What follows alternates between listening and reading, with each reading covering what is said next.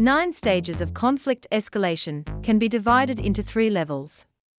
The first level can lead in a win-win situation.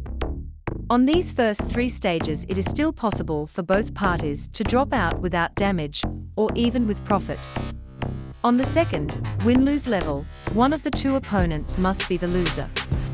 On the third lose-lose level, there are only losses on both sides until mutual annihilation. The deeper you go towards the last level, the more primitive and inhuman the methods become by which the opponents try to win. It is an descending staircase that literally leads further and further into the depths of human morality. First, tensions are noticeable and become conscious, different opinions collide, the fronts can harden and cramp. The situation is still harmless, differences of opinion are commonplace, and can be resolved through discussion. No camp or party formation yet. The disagreement becomes more fundamental, the opponents try to convince the other through rational arguments, and put under pressure. Everybody insists on his point of view, uncompromising black and white thinking and verbal violence. The pressure on the conflict partner is increased, talking no longer helps, actions are necessary.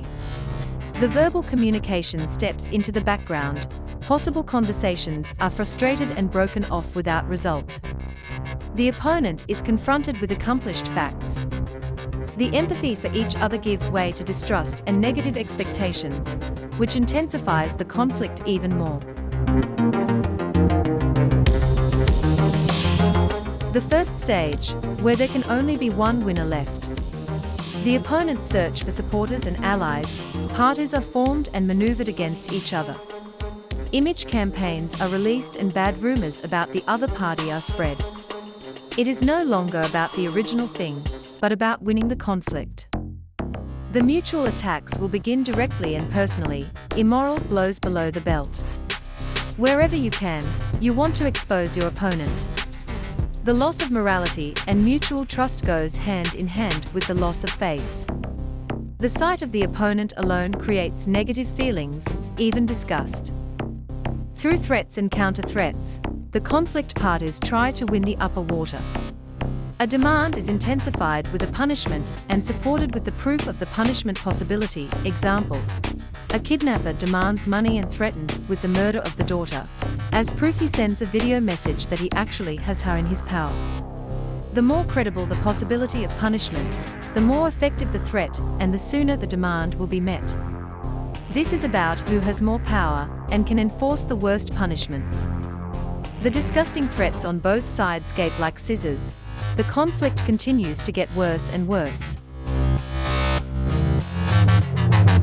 The first stage, where one's own damage is accepted if only the other's damage is greater.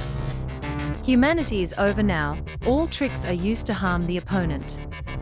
The opponent is no longer perceived as a human being, but as a thing without feelings. Values and virtues take a back seat. The ultimate goal is the collapse of the enemy system.